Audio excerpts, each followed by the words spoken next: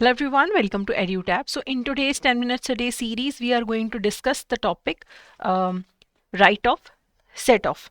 So write-off set-off को write-off combination of accounts भी बोला जाता है. ये एक statutory या legal right होता है बैंक का, एक क्रेडिटर का. बैंक अगर आपका क्रेडिटर है और आप अगर बैंक की डेट नहीं चुका रहे हैं तो बैंक के पास राइट है कि अगर उसी बैंक में आपका कोई अकाउंट है जिसमें पैसे पड़े हैं तो वो उस पैसे को यूज़ करके बैंक अपनी डेट को रिकवर कर लेगा. तो इसको थोड़ा और एक्सप्लेन करते हैं. कस्टमर है, उसने बैंक से ओवरड्राफ्ट का फैसिलिटी ले रखा है 10,000 रुपीज़ का. उसी बैंक में चाहे किसी भी ब्रांच में उस कस्टमर का एक डिपॉजिट अकाउंट है जिसमें 20,000 रुपीज़ है. अब कस्टमर को बार बार नोटिस भेजा जा रहा है कि 10,000 रुपीज़ आप पे कर दीजिए, लेकिन कस्टमर नहीं पे कर रहा. तो यहाँ पे बैंक के पास राइट है कि इस ओवरड्राफ्ट अकाउंट को और इस डिपॉजिट अकाउंट को वो कंबाइन करके अपना पैसा रिकवर कर लेगा. सो ये जो राइट है बैंक का, ये राइट टू सेट ऑफ है. तो right to set off is a legal right to adjust mutual debts between a debtor and the creditor, allowing one to offset their obligation with a corresponding claim. अब ये जो 20,000 rupees हैं, ये एक तरीके से कस्टमर के हैं जो बैंक के पास पड़े हैं. तो बैंक के लिए एक तरीके की डेट है, क्योंकि ये अल्टीमेटली कस्टमर का पैसा है, बैंक के पास पड़ा है. तो बैंक और कस्टमर के बीच में डेटर और क्रेडिटर का रिलेशनशिप क्रिएट होता है. जब एक पर्सन बैंक में अपना पैसा जमा कराता है तो the bank becomes the debtor and the customer becomes the creditor. दूसरा सिचुएशन जहां पे कस्टमर बैंक से लोन लेता है तो bank become the creditors and customer becomes the debtor. तो अभी ये क्या है, ये म्यूचुअल डेट है जिसे कंबाइन करके बैंक ने अपना पैसा रिकवर कर लिया है. इसे right of combination of accounts भी बोला जाता है. ये बैंक का स्टैच्यूटरी राइट है, लेकिन हमेशा right to set off use करने से पहले कस्टमर को नोटिस भेजा जाना चाहिए. कुछ एक्सेप्शंस हैं जो हम आगे देखेंगे, बट रीजनेबल नोटिस भेजना चाहिए कस्टमर को. और अलग से कोई अग्रीमेंट नहीं हुआ होना चाहिए जहां पे कस्टमर ने एक्सप्लिसिटली एक्सक्लूड किया हो right to set of.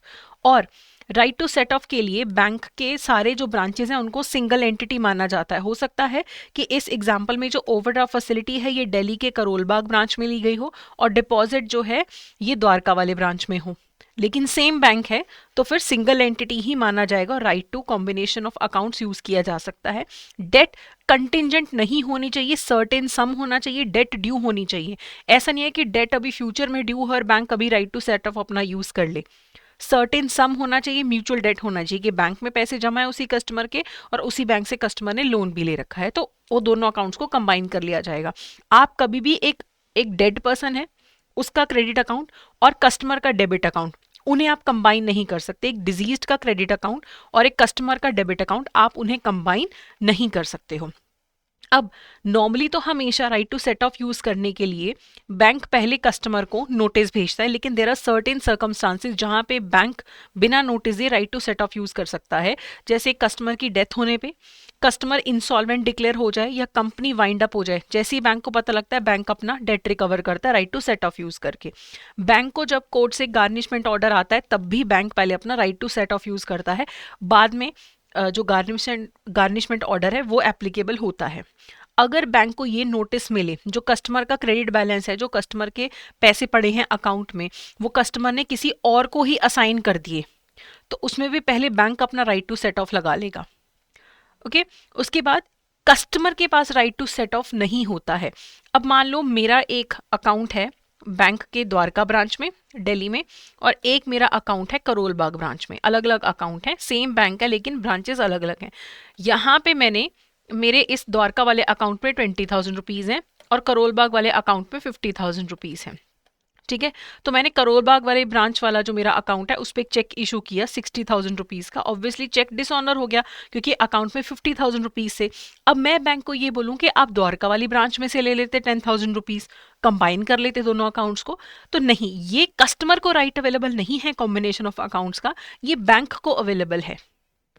Okay और जैसे जो एफडी होती है उस पे राइट टू सेट ऑफ कब लगता है, मैच्योर होने के बाद. अगर बैंक को अपना पैसा रिकवर करना है तो एफडी तोड़ नहीं सकते. एफडी अगर मैच्योर हो गई है फिर राइट टू सेट ऑफ लग सकता है. अब अलग अलग सर्कमस्टांसेस देखते हैं राइट टू सेट ऑफ लगाने के लिए.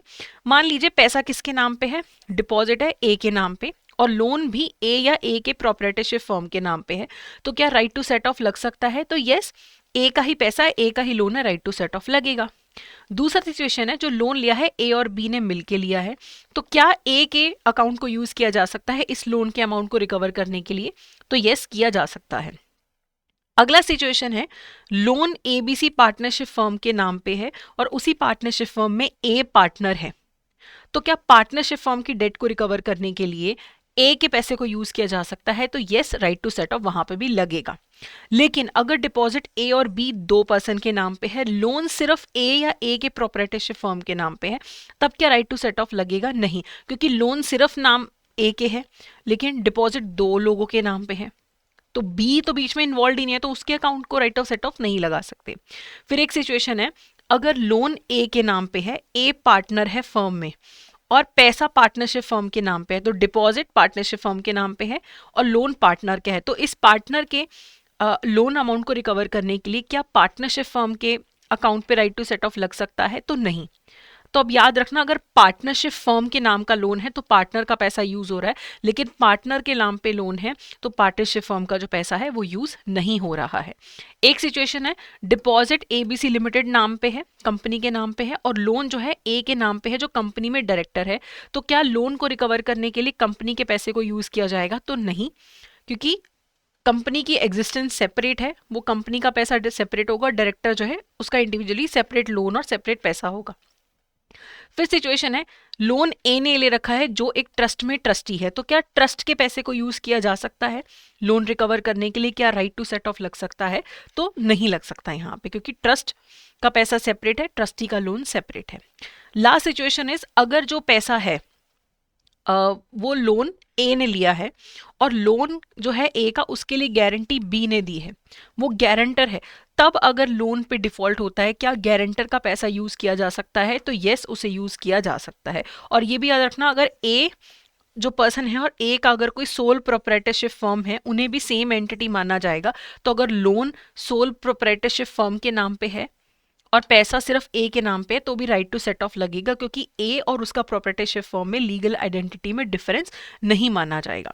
तो before continuing with the question, I would like to inform you कि हमारा जैब का जो मास्टर कोर्स है वो लॉन्च हो चुका है, साथ ही साथ हमारा अभी जैब का क्रैश कोर्स भी लॉन्च हो चुका है, बैच 1, जो कि 15 दिसंबर से स्टार्ट हो रहा है। तो उसमें भी पर सब्जेक्ट आपको 15 क्लासेस मिलेंगी, वो भी आप चेकआउट कर सकते हैं हमारे वेबसाइट पे, लिंक आपको डिस्क्रिप्शन में मिल जाएगा, वहां पे जाके आप चेक कर सकते हैं हमारे कोर्सेज। सो चलिए अब एक क्वेश्चन देखते हैं जिसका आंसर आप मुझे कमेंट सेक्शन में देंगे। As per the principles governing the right of set off, which of the following statement is correct? A deceased credit account and a customer's debit account can be combined. तो क्या dead person के और customer के account को combine कर सकते हैं? Right to set of सिर्फ कंटिजेंट डेट्स के लिए होता है, कंटिजेंट डेट्स होती है विच मे और may not arise in the future.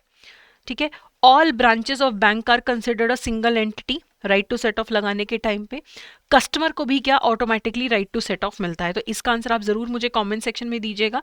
बाकी आपको कोई भी डाउट है तो आप hello@edutab.co.in पे मेल कर सकते हैं। आप कोर्सेज के बारे में कुछ जानना चाहते हैं, आप कॉल कर सकते हैं, वेबसाइट पे चेक कर सकते हैं, इस नंबर पे आप कॉल करके टीचर से भी कनेक्ट कर सकते हैं। So that's it for today, thank you so much.